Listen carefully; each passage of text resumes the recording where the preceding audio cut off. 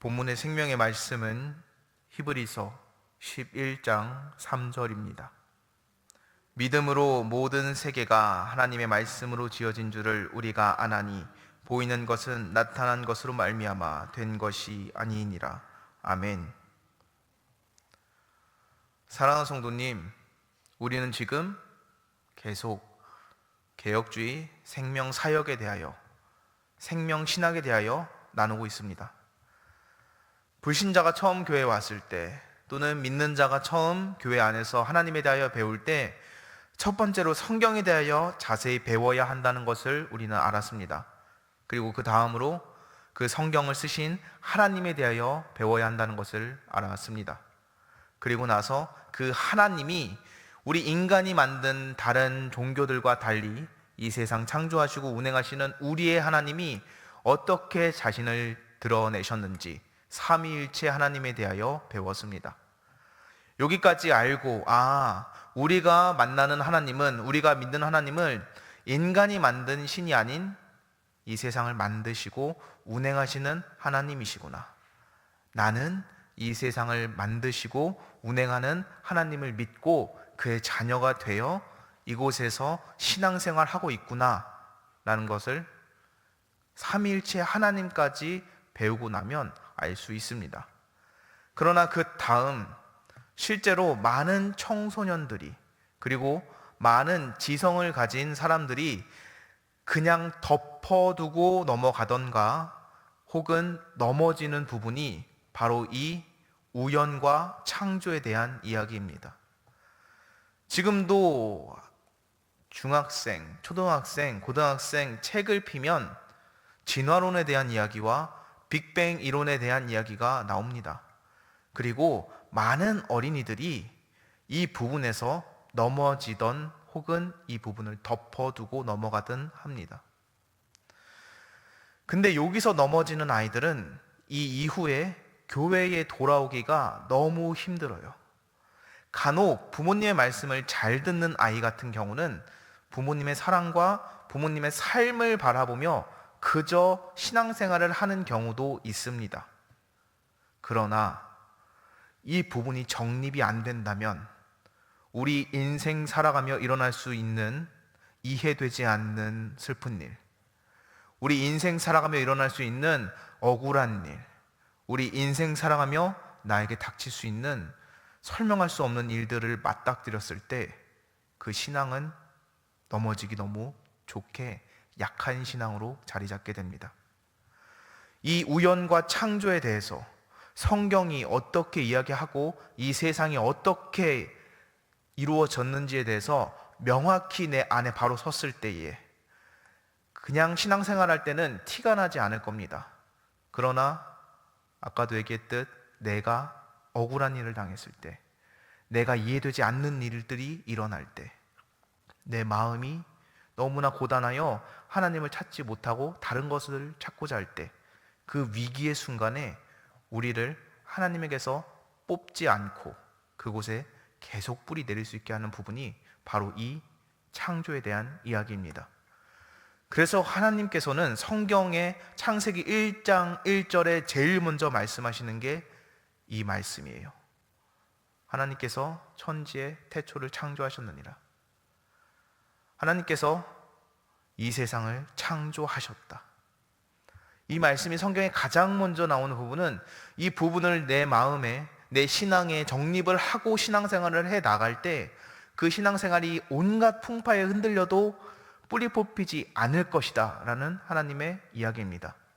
그리고 오늘 이 시간 이것에 대하여 확실히 정립하여 그 신앙생활이 가지가 피고 열매가 맺혀서 너무나 아름다운 신앙생활을 영위하고 누리고 있는 우리 성도님들께서 혹여나 태풍이 왔을 때, 혹여나 그 깊은 곳에서부터 병충해가 왔을 때 그 뿌리가 뽑히지 않고 썩지 않고 다시금 나아가기를 바랍니다.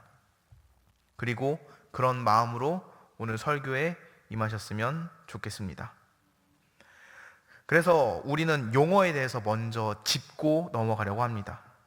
성경에서 말하는 창조는 이런 뜻입니다. 만물의 주인이신 하나님께서 온 우주 만물과 시간을 만드셨다. 여기서 중요한 것은 우리가 보는 이 물질들만 이야기하는 것이 아닙니다. 하나님께서 시간도 만드셨다. 우리가 겪으면서 그 당시에는 이해되지 않는 일들이 많이 일어납니다. 그러나 시간이 지나서 이해되는 일들이 있어요. 그리고 이 당시에는 이게 참 좋았다고 생각하여 내가 결정했을지라도 시간이 지나고 돌아보면 그때 그걸 선택하지 말았어야 했는데 하는 것들이 있습니다. 이것만큼 시간은 아주 절대적이며 강력한 힘을 가지고 있는 것입니다. 그리고 우리는 시간을 잘 느끼지 못하고 살아갑니다. 저조차 학창시절이 지난 지 10년이 좀 넘었는데 그때 친구들을 만나서 얘기하다 보면 그 이후에 제가 살아왔던 시간이 까마득하게 잊혀질 만큼 어느새 중학생, 고등학생에 돌아왔던 것처럼, 아, 그때 있었던 일이 얼마 전에 있었던 일인 것처럼 생각하고 말하곤 합니다. 그리고 지극히 나이 드신 할머니께서 또 지극히 나이 든 자기 딸인 할머니에게 이야기할 때 애기라고 이야기하는가 또는 우리 아가라고 이야기하는 것을 보면 인간은 시간을 잘 인식하지 못하는 것 같습니다. 그것이 왜 그러냐면 시간은 우리가 절대 통제할 수 없는 것이기 때문에 자꾸 잊어버리곤 합니다. 인간이 통제하지 못하는 것에 대해서 잊어버리는 경향이 있습니다. 첫 번째로 시간이고 두 번째로 죽음입니다. 인간은 죽음에 대해서 단 한치도 통제할 수가 없습니다. 그래서 인간은 죽음에 대하여 잃어버립니다. 저기 나중에 있었던 일이, 저기 나중에 닥칠 일이 죽음이란 것처럼 오늘을 살아갑니다. 그러나 오늘의 이 생명은 너무나 귀한 것이고 다시는 돌아오지 않을 소중한 하루입니다. 근데 죽음을 잃어버리고 살면 오늘이 죽어요. 하나님께서는 과거에도 현재에도 미래에도 계십니다. 근데 우리가 미래의 죽음을 잊어버리면 그 여파는 지금의 우리의 삶에도 영향을 줍니다. 그래서 우리의 삶을 대충 살게 돼요. 이 대충 사는 삶의 지금이 쌓이다 보면 나의 과거가 흐지부지 됩니다. 흑역사가 됩니다. 사랑하는 성도님, 인간이 컨트롤할 수 없는 이 시간, 죽음이라는 것을 하나님께서는 다 알고 계십니다. 그리고 우리는 하나님의 자녀입니다. 그렇기에 이것들을 잊지 않으시고 항시 마음에 생각하시어 하나님께서 창조하셨고 운행하시며 다시 종말의 때를 결정하시고 운행하시는 그 하나님께서 우리에게 삶을 어떻게 살아라라고 하시는지 이 시간 꼭 짚고 그 삶에서 축복받으며 하루를 소중하게 그리고 행복하게 살아가기 바랍니다. 그리고 경외라는 뜻은 바로 이런 뜻이 있습니다. 존경하는 마음으로 삼가 조심함. 우리 인간은 피조물입니다. 우리 인간은 새로운 창조물을 만들어내지 못합니다.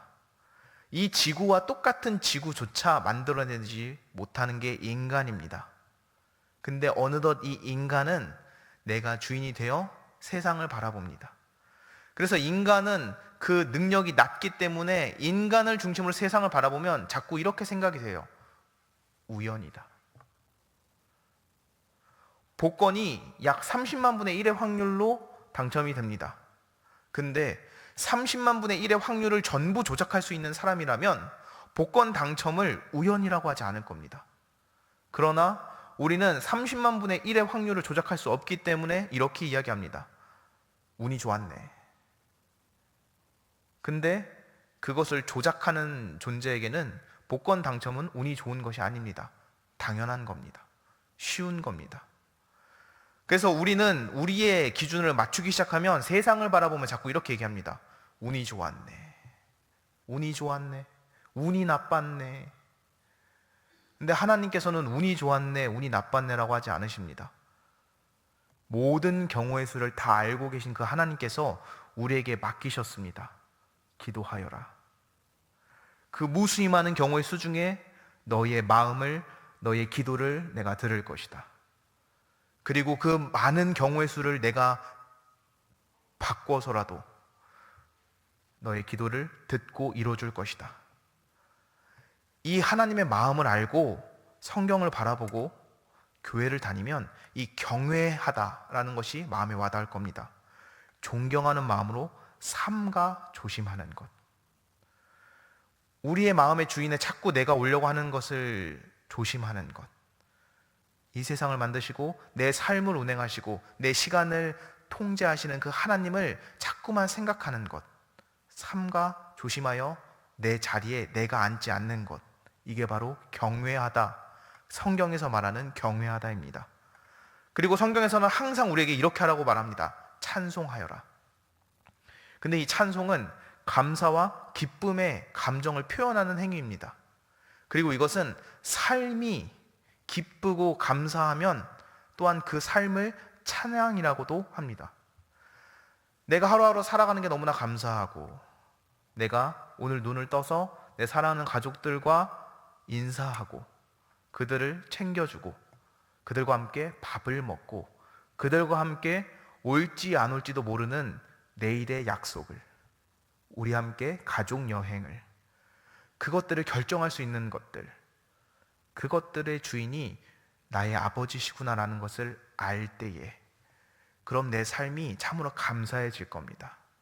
그리고 성경에서 말하는 찬송은 이것을 표현할 때라고 이야기합니다. 곡조 있는 찬양으로 하는 찬송가를 부르는 것도 찬양입니다.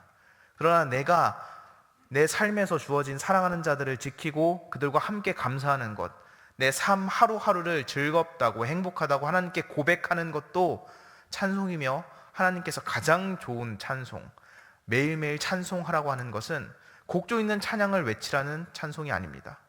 매일매일 찬양하여라는 너에게 주는 그 1분 1초의 시간을 내가 준 것인 것을 알고 살아가라. 그러면 너의 삶이 나에게 찬송으로 들릴 것이다. 이것이 하나님이 말하는, 성경이 말하는 매일매일 찬송하여라, 이것의 진짜 뜻입니다. 그래서 우리는 두 가지 예시를 먼저 알고, 오늘 하나님께서 어떻게 이 창조와 우연 사이에서 우리에게 무엇을 알려주고자 하는지 넘어갔으면 좋겠습니다. 이 칼럼에 보면 첫 번째, 바닷가에 떨어진 정밀한 시계라고 쓰여져 있습니다.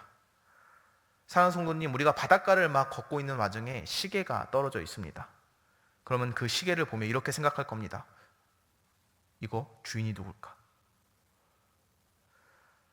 사랑하는 성도님, 바닷가에 이 정밀한 시계는 자연적으로 만들어지지 않습니다. 누군가 만들어 놔야 해요. 시계를 만드는 과정에서 단 하나라도 다른 방법으로 만들면 그 시계는 정밀하지 못하며 그 시계는 돌아가지 않습니다. 처음부터 끝까지 설계가 되어 있어야 이 시계는 시계로서 작용을 합니다. 그리고 우리가 살아가는 이 지구가 성도님들이 느끼진 못하겠지만 지금도 거의 빛의 속도에 준하는 속도로, 빛의 속도보다 조금 느리긴 하지만 그 속도로 우리 은하를 돌고 있습니다. 태양을 공전하는 것뿐만 아니라 이 태양은 우리 은하를 공전하고 있습니다. 근데 우리 은하는 또 이 우주 안에서 어떠한 인력에 의하여 이동하고 있습니다. 우리는 지금도 엄청나게 빠른 속도로 우주를 헤엄치고 있어요. 근데 이 지구가 약 75억에서 80억 명의 인구가 사는 이 지구가 너무나 생명이 살기 좋은 지구로 계속 그 빠른 시간을 지나가고 있습니다. 그리고 빛의 속도에 가깝게 빨리 가는 것을 우리가 느끼지 못하는 것은 그 안에서 익숙하게 살아가고 있기 때문입니다. 당장 택시를 타고 가다가도 급정거를 하면 속도 70에서 30으로 급정거만 해도 뒷목이 아픈 게 우리입니다. 근데 그거와는 비교도 될 수 없는 만큼 빠른 속도로 움직이고 있는 것이 이 지구입니다. 이 지구는 지금도 어떤 암석이 있을지 모르는, 어떤 물체가 있을지 모르는 이 우주를 아주 빠른 속도로 헤엄치고 있습니다. 그리고 이 우주의 아주 많은 부분, 우리를 제외하곤 그 앞에 거의 대부분 아무것도 없습니다.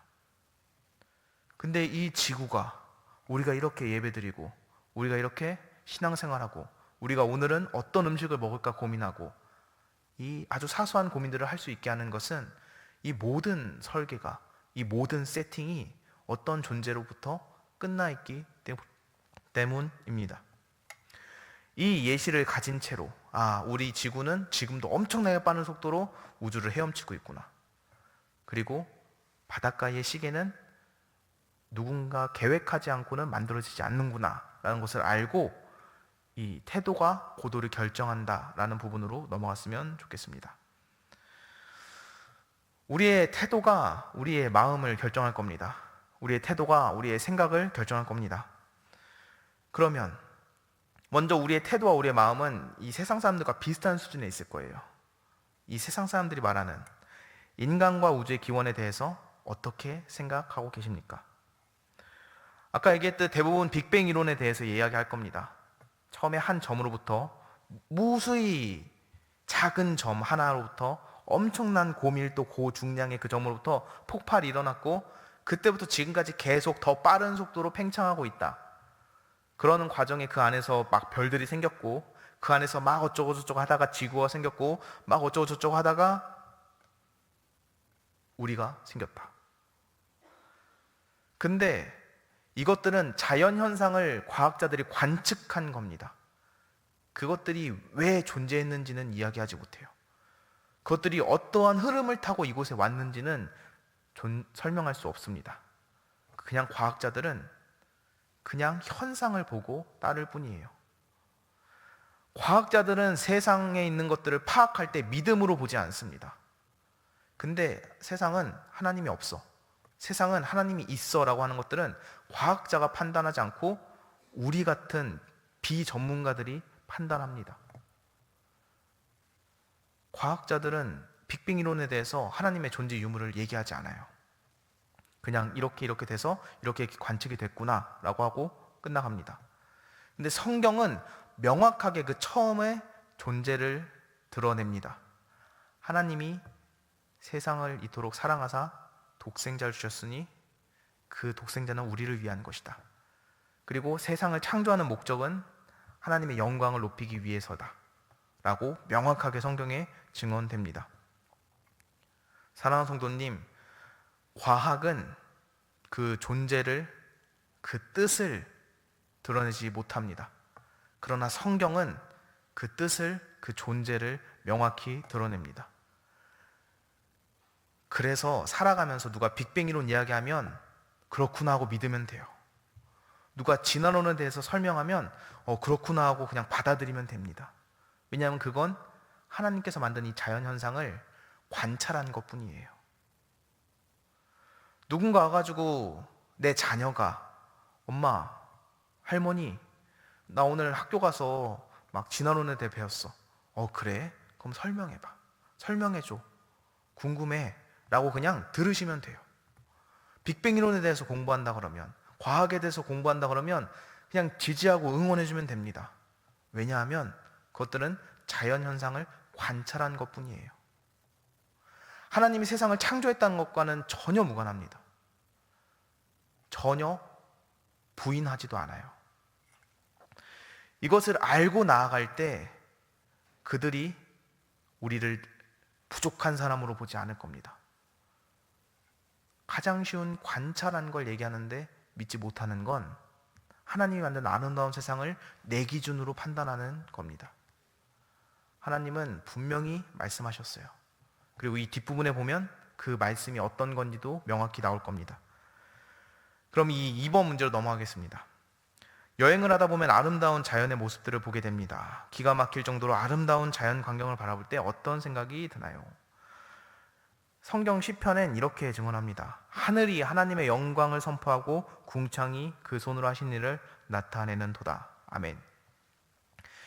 이 자연은 분명 인간의 타락으로 훼손됐어요.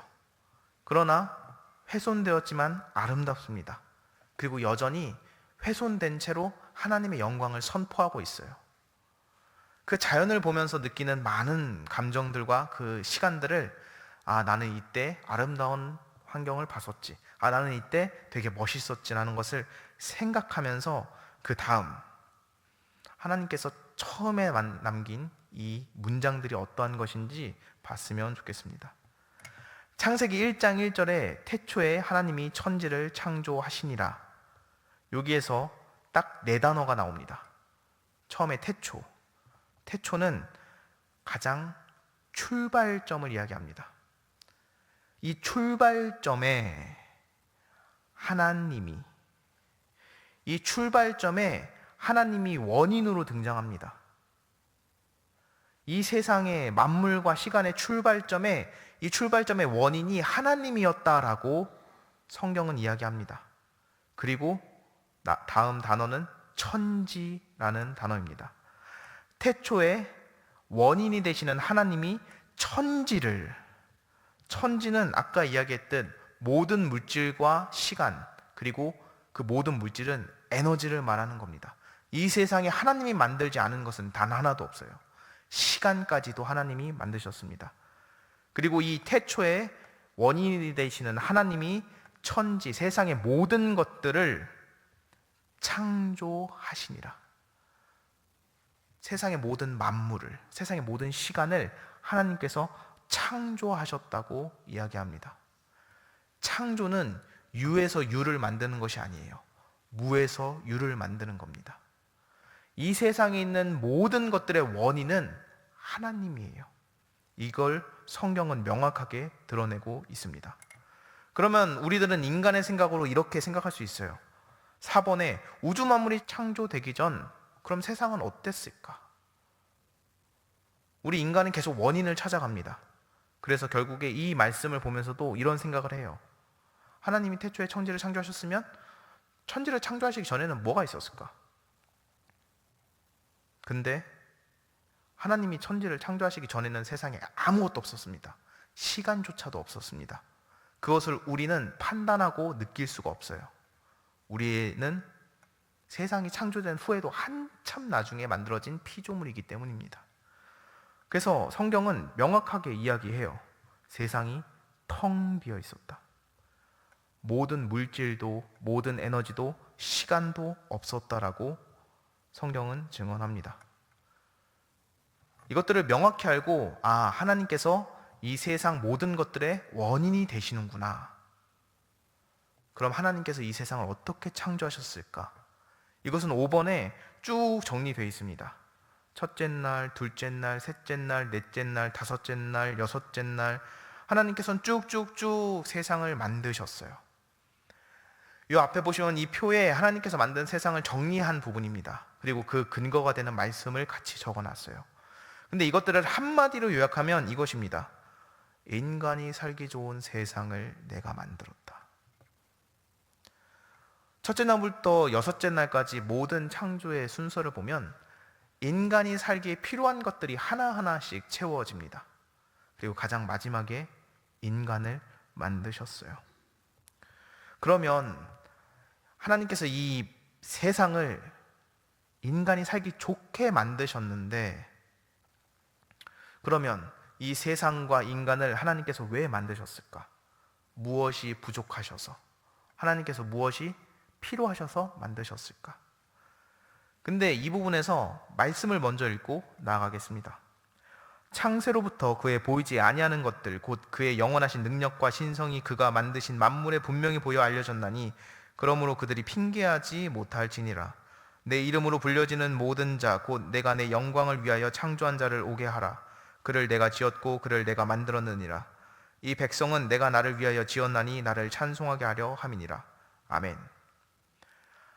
간혹 가다가 우리 믿는 사람들 중에서도 이렇게 생각하는 분들이 있어요. 세상을 창조하신 것은 인간을 위해서다.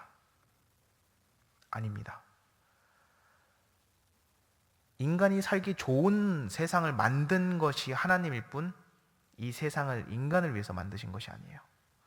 이 세상을 만들고 우리를 만드신 이유는 단 하나입니다. 하나님의 영광을 위해서. 하나님이 사랑이시고 전지전능한 분이시기에 하나님의 영광을 위해서 이 세상이 만들어졌어요. 그리고 하나님의 영광을 위하여 인간이 만들어졌습니다. 그리고 하나님께서는 인간을 만드실 때 이렇게 말씀하세요. 나를 찬송할지어다.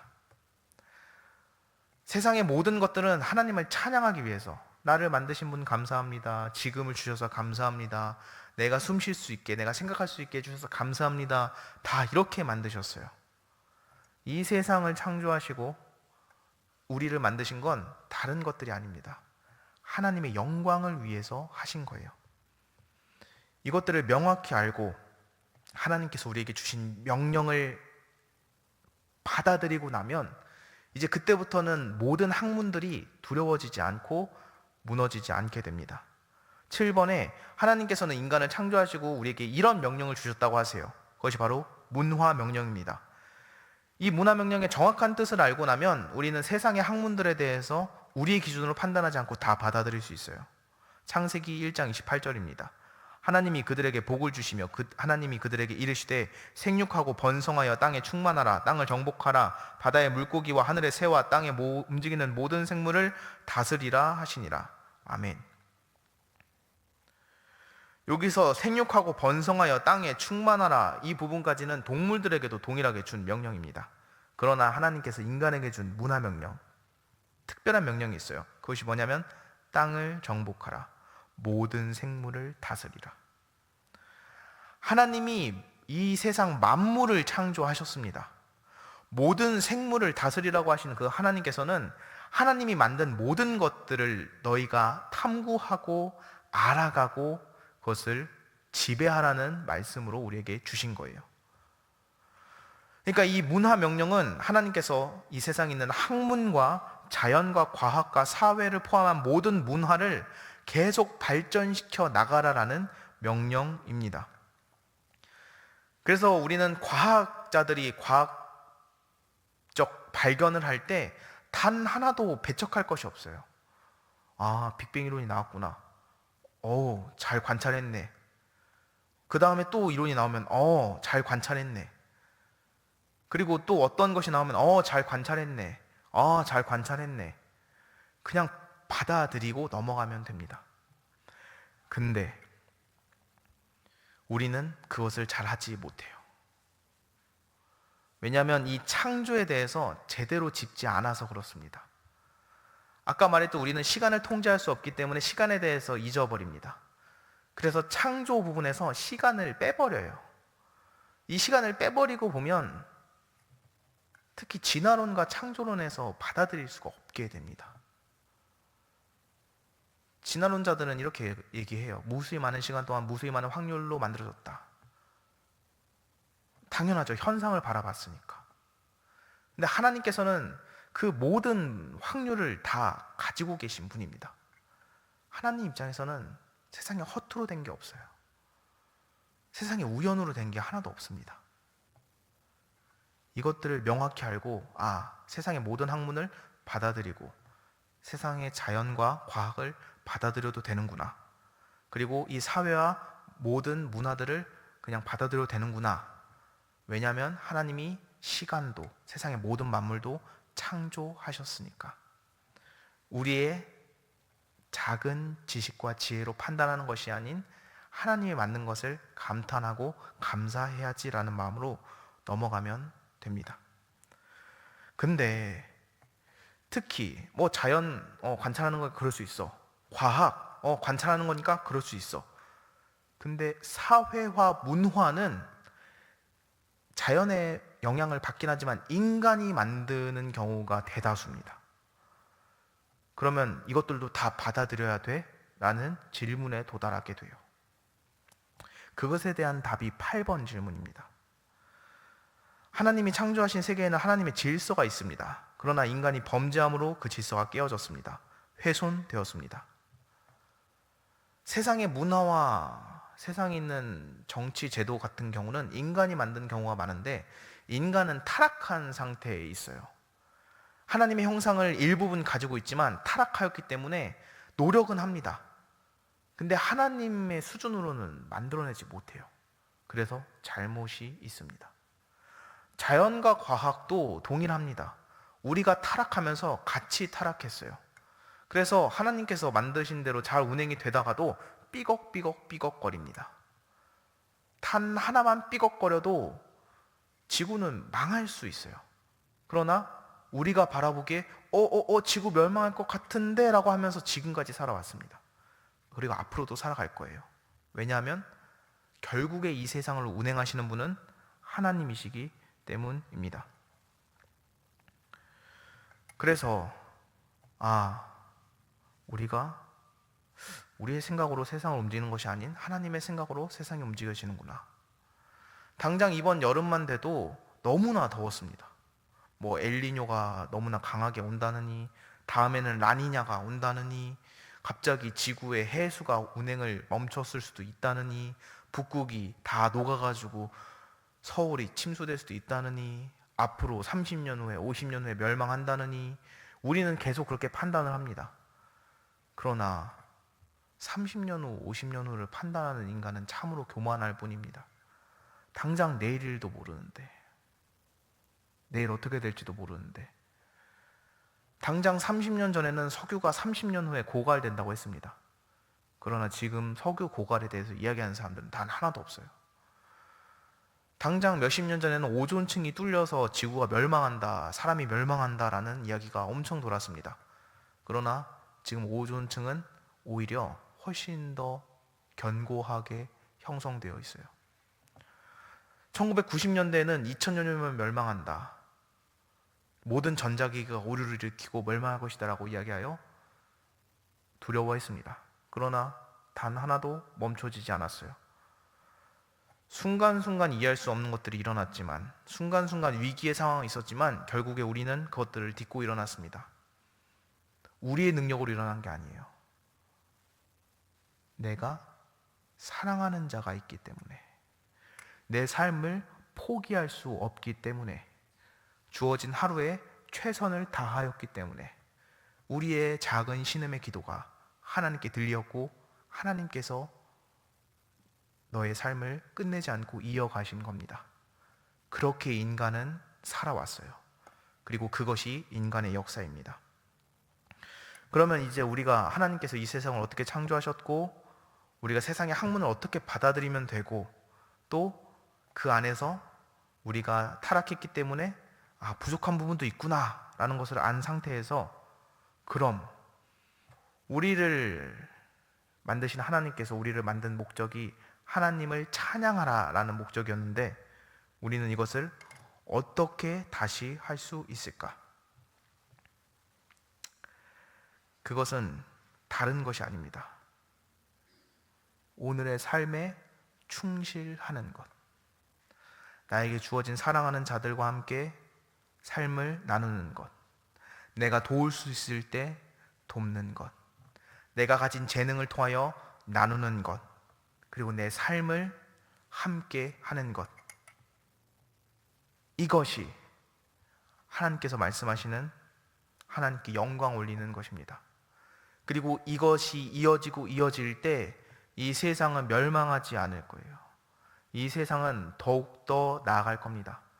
예수님이 오는 그때에 세상은 멈추겠지만 그것은 아버지 빼고는 아무도 알지 못합니다. 우리의 삶이 예수님이 오기 전에 멈출 수 있습니다.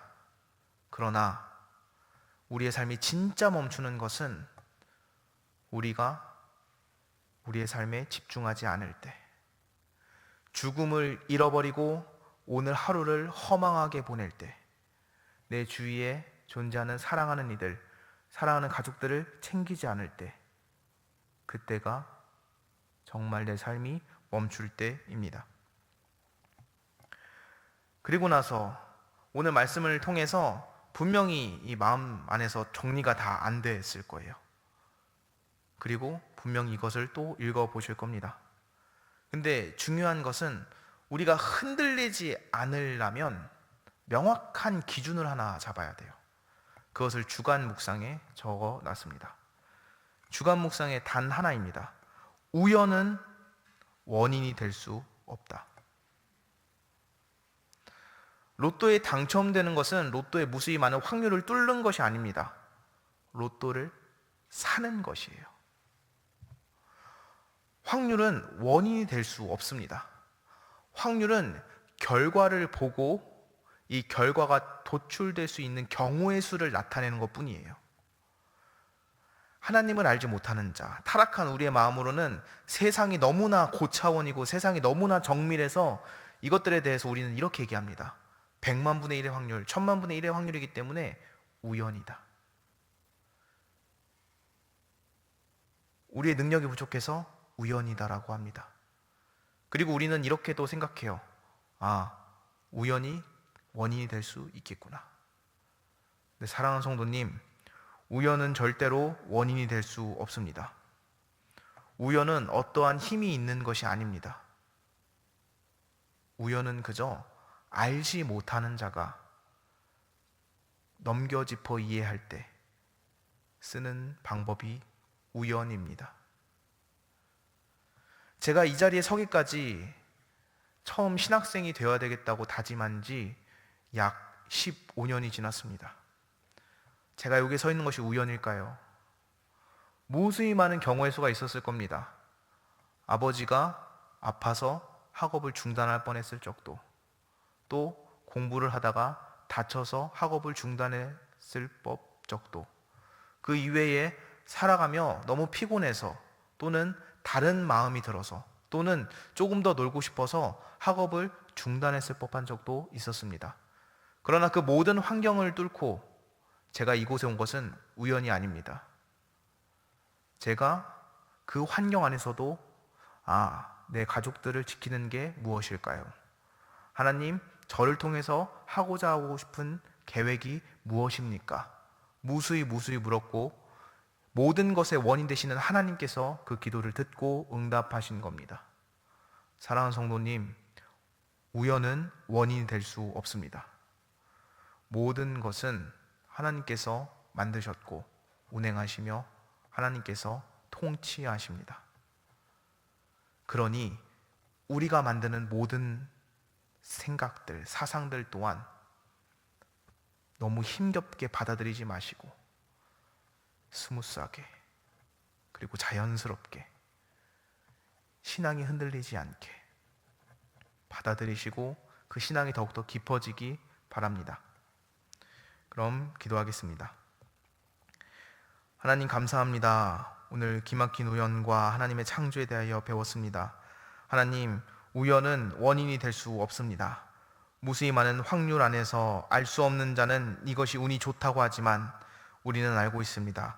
로또를 사는 것, 하나님께서 하나님을 영광되게 하기 위하여, 하나님의 영광을 위하여 이 세상을 창조하셨다는 것을 말씀을 통해 배웠사오니 이 말씀 인간이 어떻게 생각해냈겠습니까? 하나님께서 직접 알려주신 이 말씀 따라 우리가 믿고 나아가오니 이 말씀 따라 믿음으로 신앙생활에 반석을 세우게 하시고 그 반석 따라 살아갈 때에 하나님께서 영광 받으시고 예수 그리스도의 향기가 전해질 줄 믿사오니 그 믿음 따라 그 말씀 따라 살아가는 우리 되게 하여 주옵소서. 감사합니다. 살아계신 예수님의 이름으로 기도드렸습니다. 아멘.